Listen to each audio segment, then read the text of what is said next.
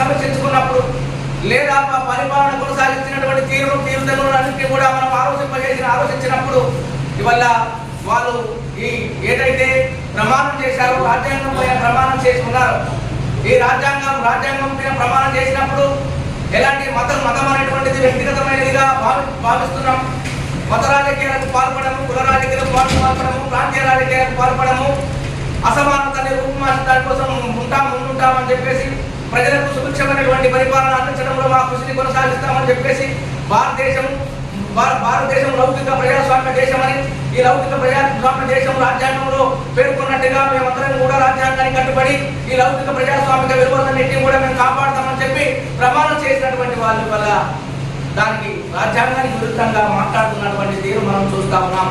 అందుకే ఇవాళ బీజేపీ 1982 సంవత్సరంలో 2 సీట్లకు పరిమితమైనటువంటిది.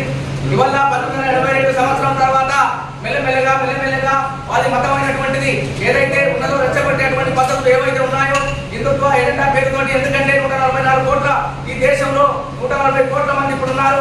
మరి వాళ్ళ 140 కోట్ల